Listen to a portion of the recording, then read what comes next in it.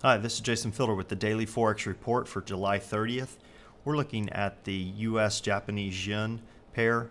I'm looking for this next session's range to be between 108.64 and 107.38. I'm looking for some resistance to come into the market at the 108.50 area, which is a little bit below this. So right about here. And as far as support coming into the market, I'm looking for that to come in right around this area, just a hair below our bottom range figure. Now looking, I anticipate this pair moving higher. It did form a doji, which is kind of concerning today, but I do anticipate it moving higher, even though for the most part it's just been going sideways. We had a little bit of a breakout here, but for the most part over the past several sessions it's just been kind of clicking along sideways. Now looking at the Euro USD, this particular pair moved lower. I know yesterday I talked about the fact that we could see it push lower by 100 pips from this close, and the odds on that happening were pretty high, in the 60s. It did push lower, did not hit that 100 mark yet. Hopefully it will over this next session. Now we are looking for the range to be between 156.52 and on the low side 154.83, and I believe that would give us the 100 pip move that we were looking for. Now as far as support and resistance, I'm looking for some resistance to come into the market at about this point at the 156.76 area, and for support to come into the market, looking at it coming in a little bit, if it does push lower, a little bit lower than this point at 154.57. So that's looking at the Euro USD. Let's take a look at the pound. This particular pair is moving down. It did pull back today to close up. I'm looking for this next session to be between 198.80 and 196.98. Now for our support and resistance areas, I'm looking for resistance to come into the market at about this point at the 198.67 level, and looking for support to come into the market at around the 197.30 area, which is a little bit lower than here. And then the next, if it breaks through that, looking for 196.48. Something else on this I want to just take a little bit of time here to show y'all something interesting. I'm showing you where I'm thinking about selling if the market rallies. Now we have a trend line here, and we have, it'll just take me a minute to set this up.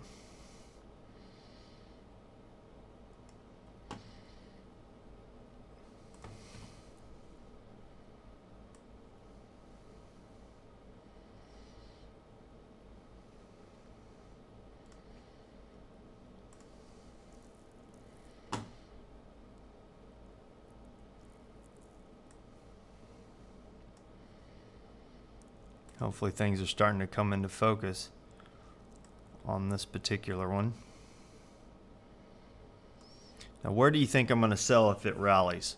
Well, if the market rallies, I'm going to be selling at this point right here, and that's our 198.80 area.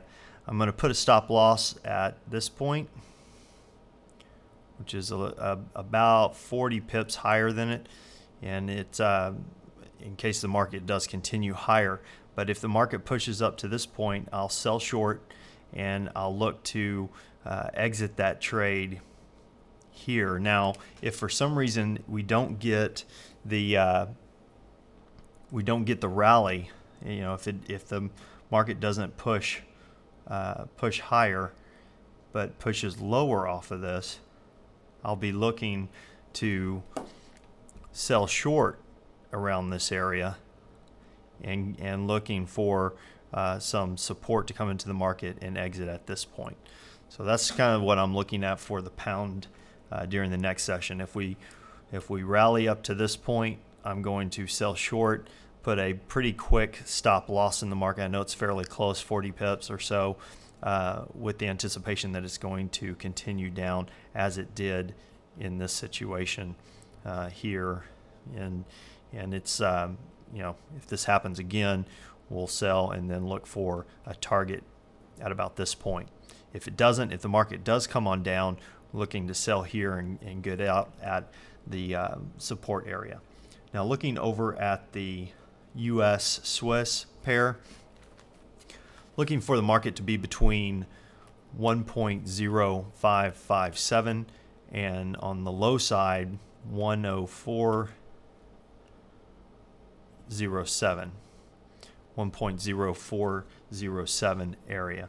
Now as far as our support and resistance, looking for some support to come into the market at the 1.0450 area, and as far as resistance, looking at 1.0539.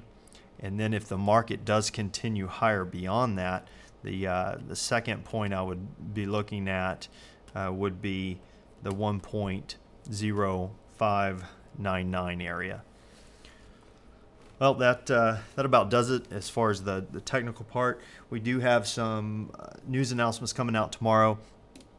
We have the Swiss Consumer Price Index for July being released at 1:45 a.m. and the consensus is that the CPI has dropped for June, but has risen 0.1% year to date. So overall, year to date looks good. Do keep an eye on that monthly figure, though. Sometimes that can, if it's unexpected, as far as bad news, it can definitely move the market. Now, the Canadians have their gross domestic product for May being released at 8:30 a.m. It's estimated to be down 0.2%. The U.S. also has their GDP for the second quarter being released at 8:30. The consensus is that the GDP has increased by 1%. So we'll have to see how that comes out, see how that affects the market. So this is Jason Fielder. Until tomorrow, good trading.